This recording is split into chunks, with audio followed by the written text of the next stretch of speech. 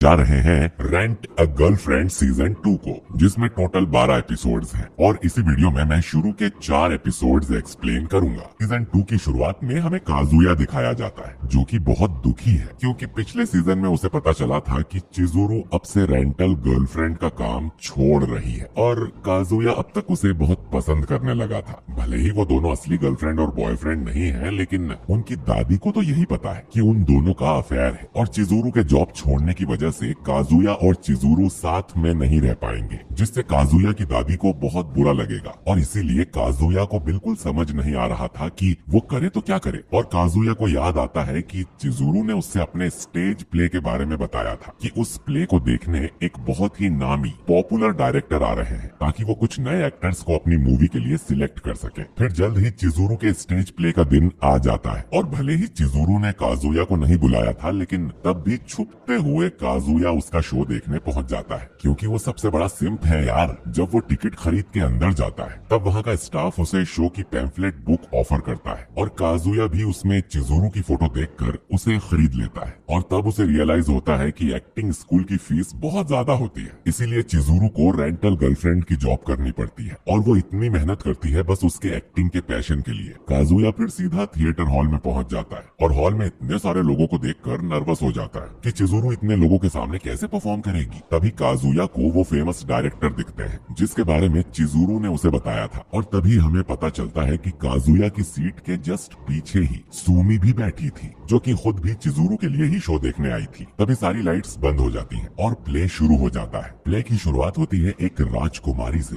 जो कि अपने महल से बाहर जाकर बर्ड्स देखने जाना चाहती है, लेकिन बाकी के लोग राजकुमारी को बाहर जाने से रोक रहे हैं। तभी वहाँ पर राजकुमार भी आ जाता है, जो कि वही लड़का है जो क्रिसमस के दिन चिजुरू के साथ था। और तभी प्ले में एंट्री होती है चिजुरू की, जो कि एक निंजा है। भले ही काजुया चिजुरू को मॉरल सपोर्ट देने आया था, लेकिन वो खुद ही चिजुरू से ज्यादा नर्वस हो जाता है। प्ले में चिजुरू का रोल उसकी पर्सनैलिटी से बिल्कुल ही उल्टा होता है। जहाँ वो शांत रहना और कम बोलना पसंद करती है, प्ले में उसका रोल एक फनी और केयरलेस लड़की का होता है। काजुया इतना ज्यादा नर्वस हो जाता है कि वो प्ले की स्टोरी पर तो बिल्कुल ध्यान ही नहीं दे पाता। तभी काजुया अपने आसपास देखता है कि लोग चिजुरू के फनी कैरेक्टर को बहुत पसंद करने लगे हैं और उसके जोक्स पर हंसने भी लगे हैं। भले ही प्ले के लीड कैरेक्टर्स कोई दूसरे हैं, लेकिन सभी लोगों का ध्यान बस चिजुरू की ही तरफ था। और ये देखकर काजुया को बहुत रिलीफ मिलता है और वो भी शो एंजॉय करने लगता है। फिर प्ले में एक सीन आता है जिसमें चिजुरू की डेथ हो जाती है। उस सीन को देखकर ऑडियंस में शायद ही कोई ऐसा होगा जो रोया नहीं होगा। उसके बाद शो खत्म हो जाता है और ऑडियंस प्ले को बहुत एंजॉय करती है। शो के खत्म हो जाने के बाद भी काजुया अपनी सीट से हिलता भी नहीं है। उसके दिमाग में बस ऑडियंस की तालियां ही गुनगुना रही थी। फिर हम लोग देखते हैं कि चिजुरू के टीचर्स उसकी बहुत तारीफ करते हैं, जिससे चिजुरू बहुत खुश थी। लेकिन तभी उसकी नजर पड़ती है शो की लीड प्रिंसेस पे, जो कि बैक स्टेज में डायरेक्टर से बहुत फ्रेंडली तरीके से बात कर रही थी। और चिजुरू को पता चलता है कि डायरेक्टर और प्रिंसेस दोनों एक दूसरे के रिलेटेड हैं, तो जाहिर है कि वो रोल तो प्रिंसेस को ही मिलेगा, भले ही कोई कितनी भी अच्छी एक्टिंग क्यों न कर ले। और ये सुनकर चिजुरू को बहुत बुरा लगता है, और लगे भी क्यों ना, उसने इतनी मेहनत करके अपनी स्किल्स को इम्प्रूव किया। स्कूल फीस ज्यादा थी तो रेंटल गर्लफ्रेंड की जॉब भी की, लेकिन टाइम पे सिर्फ रिलेशन होने की वजह से रोल किसी और को मिल गया। तो अब चिजुरू बिना किसी से बात करे घर जाने लगती है और रास्ते में वो काजुया से टकरा जाती है। और क्योंकि काजुया के हाथ में वो पैम्फलेट था तो वो झूठ भी नहीं बोल पाता है और पकड़ा जाता है। इससे पहले चिजुरू कुछ बोल पाती, काजुया उसकी तारीफ करता है कि कैसे सारी ऑडियंस सिर्फ उसे ही देख रही थी। लेकिन चिजुरू काजुया को बताता है कि डायरेक्टर ने प्रिंसेस को अपने रोल के लिए सिलेक्ट कर लिया है, क्योंकि चिजुरू को अभी भी अपनी स्किल्स पर काम करने की जरूरत है। चिजुरू की ये बात सुनकर काजुया को रियलाइज होता है कि चिजुरू और उसमें कितना ज्यादा फर्क है। एक तरफ वो अपने सपनों के लिए मेहनत कर रही है और दूसरी तरफ काजुया सिर्फ अपने मजे के लिए पैसे वेस्ट कर रहा है। जिसके बाद वो चिजुरू को बोलता है कि वो चिजुरू को रेंट करता रहेगा और रेंट करने के लिए और मेहनत करके वो पैसे कमाएगा। ये सुनकर चिजुरू काजुया के पैर पर लात मार देती है कि वो सपनों की दुनिया से बाहर आ जाए और ब्लश करते हुए वहाँ से चली जाती है। अब हमें पता चलता है कि काजुया सेकंड ईयर में आ चुका है और अब उसकी एक जॉब भी लग गई है, लेकिन काजुया बिल्कुल भी नहीं बदला है। वो फिर से चिजुरू को रेंट कर लेता है ताकि उसके साथ थोड़ा टाइम स्पेंड कर सके। उन दोनों की डेट के दौरान चिजुरू काजुया को समझाने की कोशिश करती है कि उसे बार बार रेंट करना न केवल अनहेल्दी है, साथ ही रूका को भी इस सब से बहुत हर्ट फील होता है। और यहाँ पर हमें पता चलता है कि असल में काजुया ने बहुत रिक्वेस्ट करके रूका से परमिशन ली थी कि वो चिजुरू को डेट कर सके, सिर्फ चिजुरू को फाइनेंशियल मदद करने के लिए। फिर काजुया चिजुरू से बोलता है कि उसे काजुया के साथ फॉर्मल होने की जरूरत नहीं है, उसे रियल चिजुरू ज्यादा पसंद है। लेकिन चिजुरू बोलती है कि ये उसका प्रोफेशन है कि वो कस्टमर के सामने एक्टिंग करे और उन्हें अच्छा फील करवाए। लेकिन काजुया बोलता है कि उसे रियल चिजुरू ही पसंद है और वही उसे अच्छा फील करवाती है। ये सुनकर चिजुरू शॉक हो जाती है और अपने रियल साइड के साथ ही डेट को कंटिन्यू करती है। फिर शाम के 5 बज जाते हैं और चिजुरू का टाइम खत्म हो जाता है और काजुया वहाँ से जाने लगता है। लेकिन तभी चिजुरू उससे बोलती है कि उसके वर्किंग आवर्स खत्म हो चुके हैं, तो क्या काजुया उसके साथ कहीं बाहर जा सकता है, बस दोस्तों की तरह।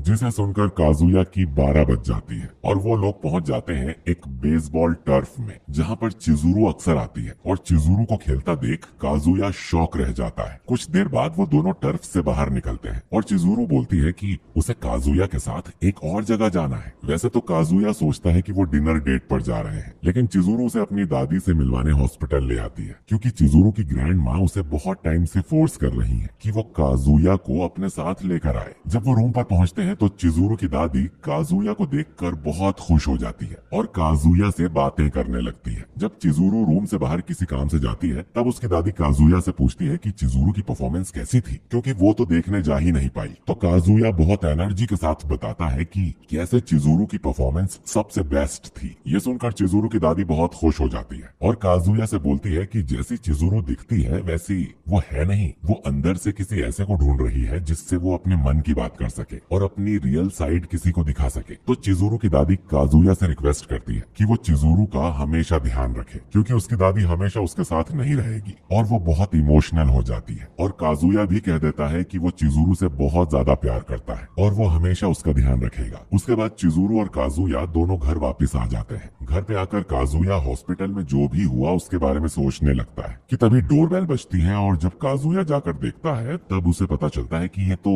चिजुरू है जिसके रूम की चाबी घूम गई है। और अब काजुया के दिमाग में जो नहीं आना चाहिए था वो सारी बातें आ जाती हैं और चिजुरू भी कैजुअली रूम के अंदर आ जाती है, ये बताते हुए कि डुप्लीकेट चाबी सिर्फ मकान मालिक के पास है और वो भी आज के ही दिन घर पर नहीं है। लेकिन काजुया के दिमाग में सिर्फ एक ही चीज चल रही थी कि चिजुरू आज की रात उसके रूम पर रुकेगी और ऐसा मौका पूरे जीवन में सिर्फ एक ही बार आता है। लेकिन तभी चिजुरू बालकनी में चली जाती है, क्योंकि उसे लगता है कि उसने अपनी बालकनी की विंडो खुली छोड़ दी है और ये सुनकर काजुया का पूरा मूड ही ऑफ हो जाता है। लेकिन तभी चिजुरू अपनी बालकनी में देखने की कोशिश करने लगती है और इसी दौरान काजुया को एक बहुत ही अच्छा नजारा दिखता है और उसका मदद करने का भी बहुत मन करता है, लेकिन वो कुछ नहीं कर पाता। और तभी चिजुरू का हाथ स्लिप हो जाता है, जिससे बस वो गिरने ही वाली थी कि तभी काजुया उसे पीछे से पकड़ लेता है, जिससे चिजुरू को गुस्सा आ जाता है और चिजुरू उसे डांटने लगती है कि तभी उसका बैलेंस फिर से स्लिप हो जाता है। इस बार काजुया अपनी पूरी ताकत लगाकर चिजुरू को खींचता है, जिससे वो दोनों ही जमीन पर गिर जाते हैं और काजुया चिजुरू के ऊपर गिर जाता है। जहाँ एक तरफ काजुया को मजा आ रहा था, वहीं चिजुरू अब सीरियस हो जाती है और काजुया को अपने ऊपर से हटने के लिए कहती है। लेकिन तभी फिर से डोरबेल बजती है और इस बार गेट पर मामी खड़ी थी, जिससे दोनों ही घबरा जाते हैं। अब क्योंकि अंदर की लाइट्स भी चालू थी तो मामी को पता चला कि काजुया अंदर ही है, इसीलिए वो गेट खोलने की कोशिश करती है। एंड गेस व्हाट, काजुया ने गेट खुला ही छोड़ दिया था। अब मामी रूम के अंदर आ जाती है, लेकिन रूम में कोई था ही नहीं। तो मामी को लगता है कि शायद वो शॉपिंग पर गया होगा और ये सोचकर वो वापस चली जाती है। और यहाँ चिजुरू काजुया पर गुस्सा होने लगती है कि मामी उसके घर पर क्या कर रही थी। लेकिन काजुया को तो खुद ही हैरानी हो रही थी, क्योंकि रिलेशन में होने के बाद भी मामी हमेशा काजुया के घर जाने से मना करती थी, लेकिन आज वो बिना बताए खुद ही आ गई। लेकिन रास्ते में घर जाते हुए मामी को एकदम से रियलाइज होता है कि जब वो काजुया के हॉल में थी तब उसने वहाँ पर एक लड़की का पर्स देखा था, जिसे याद करके वो शॉक हो जाती है। दूसरी तरफ घर पे चिजुरू बोलती है कि अब वो यहाँ और नहीं रुक सकती। फिर वो दोनों बाहर गैलरी में आ जाते हैं और देखते हैं कि मकान मालिक वापस से घर आ चुका है। जब चिजुरू वहाँ से जा ही रही थी तब काजुया उससे बोलता है कि अगर फिर से कभी उसे मदद की जरूरत लगे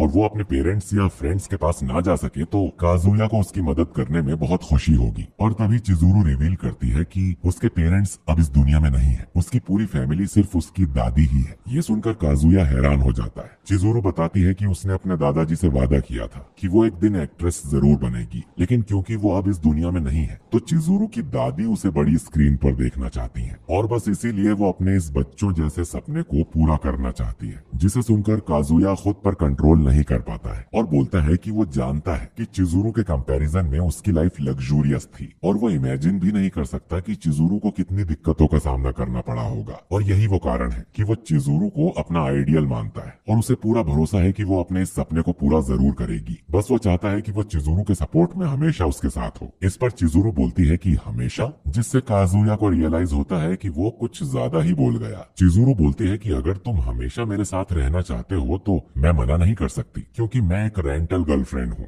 और वो काजुया को बेवकूफ बोलकर वहाँ से चली जाती है। अगले दिन काजुया कॉलेज पहुँच जाता है और पूरे टाइम बस चिजुरू के बारे में ही सोच रहा होता है कि तभी उसके सामने चिजुरू आ जाती है और उसे कॉलेज में देखकर काजुया बहुत ही खुश हो जाता है और पागलों की तरह कॉरिडोर में उछलने लगता है। पर बदकिस्मती से ये सारी चीजें साइड में खड़ी मामी देख लेती है और उसे देखकर काजुया अजीब रिएक्ट कर देता है, जैसे कल क्या हुआ था उसे पता है। तभी मामी बोलती है कि क्या वो अकेले में कुछ देर बात कर सकता है। उसके बाद वो लोग एक खाली क्लासरूम में आ जाते हैं। तभी मामी उसे बताती है कि चिजुरू एक रेंटल गर्लफ्रेंड है, जिसे सुनकर काजुया बिल्कुल सरप्राइज नहीं होता। तो मामी उससे पूछती है कि क्या तुम्हें ये पहले से ही पता था। तब काजुया बताता है कि चिजुरू ने उसे पहले ही सब बता दिया था और काजुया ऐसी एक्टिंग करने लगता है जैसे उसे बहुत शौक लगा था जब उसे ये पता चला था। फिर काजुया सोचने लगता है कि अब मामी उस पे इतनी चीप हरकत के लिए गुस्सा करेगी। तभी मामी काजुया का हाथ पकड़ लेती है और बोलती है कि ये लाइफ बहुत छोटी है किसी रेंटल गर्लफ्रेंड पर वेस्ट करने के लिए, तो काजुया को बाहर निकलकर असली रिलेशन बनाना चाहिए। और ये बोलकर मामी वहाँ से चली जाती है और काजुया चैन की सांस लेता है, क्योंकि उसे लगा था कि आज तो वो किसी हाल में नहीं बच सकता। दूसरी तरफ मामी जस्ट बाहर निकलते ही सोचने लगती है कि काजुया कितना गधा है, उसे अभी तक झूठ बोलना भी नहीं आया है और ऊपर से वो पर्स जो कि काजुया के घर पे था, मुझे पूरा यकीन है कि वो पर्स चिजुरू का ही था, बस मुझे थोड़ा सबूत चाहिए। और तभी मामी को काजुया का दोस्त कीबे दिख जाता है। फिर सीन शिफ्ट होता है रूका पे,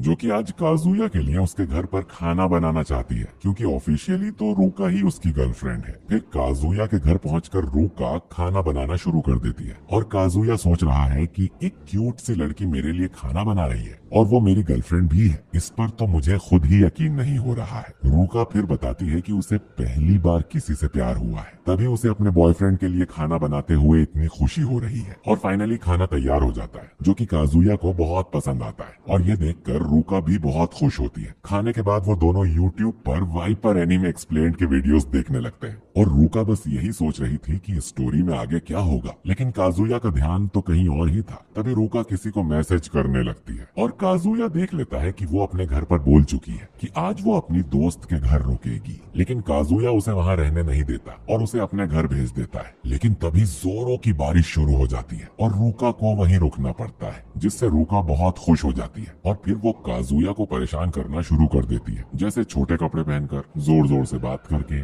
जिससे काजुया परेशान हो जाता है और खुद को शांत करने के लिए वो नहाने चला जाता है। अब काजुया को ये तो समझ आ गया था कि रूका के इरादे ठीक नहीं है और अगर काजुया ने कुछ नहीं करा तो वर्जिन काजुया का आज आखिरी दिन होगा, इसीलिए वो नहाते समय खुदकुशी कर लेता है। जब काजुया नहाकर बाहर आता है तो उसकी हरकतों से रूका को समझ आ जाता है कि उसने बाथरूम में कुछ तो हरकत की है। फिर वो दोनों आराम से बैठ जाते हैं और रूका अपनी दोस्त की फोटो निकालने के लिए बैग में हाथ डालती है, लेकिन गलती से उसके बैग में से कॉन्डोम निकल जाता है, जिसे देखकर काजुया की फट जाती है और रूका बहुत ज्यादा एम्बेरस हो जाती है और बोलती है कि वो बस बैकअप के लिए इसे लाई थी कि कभी अगर कुछ हो जाता तो। तभी काजुया जल्दी से लाइट्स ऑफ करके किचन में जाकर सो जाता है, क्योंकि उसे खुद पर भी भरोसा नहीं है। तभी वहाँ पर रूका आ जाती है और काजुया से बोलती है कि वो जानती है कि वो बच्चों की तरह दिखती है, ना ही वो चिजुरू की तरह सुंदर है और ना ही सेक्सी, लेकिन वो भी इसमें कुछ नहीं कर सकती। वो बस ये जानती है कि वो काजुया को पसंद करती है। ये सुनकर काजुया खुद को रोक नहीं पाता और बोल देता है कि रूका इतनी क्यूट है कि उसे यकीन ही नहीं होता कि उनका अफेयर भी हो सकता है और उसे रूका जैसी गर्लफ्रेंड के अलावा इस दुनिया में और कुछ भी नहीं चाहिए। पर अभी तक उसे समझ नहीं आया है कि ये लव है या अट्रैक्शन, इसीलिए वो बड़ी मेहनत से खुद को रोक कर रख रहा है। ये सुनकर रूका चुपचाप अपने बेड पर चली जाती है, लेकिन अभी अभी जो काजुया ने बोला था वो रूका के दिमाग से नहीं जा रहा था और वो बहुत ज्यादा खुश हो जाती है। अगले दिन सुबह काजुया की हालत खराब थी क्योंकि रात में जो भी हुआ उसके बाद वो सो नहीं पाया। लेकिन जाते जाते रूका उसे बताती है कि अब तक उसे लगता था कि वो काजुया को फोर्स करती थी और उसके लिए बस एक टेंशन थी, लेकिन कल उसे पता चला कि काजुया की फीलिंग्स भी सेम ही है और रूका काजुया को किस कर देती है और वहाँ से जाने लगती है। लेकिन जाते हुए भी वो चिजुरू के गेट पर जोर से बोलती है कि आज की रात बहुत यादगार थी काजुया, और वो चाहती है कि ऐसी रात बार बार आती रहे। और ये बोलकर रूका वहाँ से चली जाती है। अब काजुया की बैंड बज जाती है। फिर वो सोचता है कि चिजुरू को वैसे भी कोई फर्क नहीं पड़ता और शायद वो अभी सो ही रही है, तो उसे टेंशन लेने की जरूरत नहीं है। लेकिन हमें दिखाया जाता है कि चिजुरू बड़े ही ध्यान से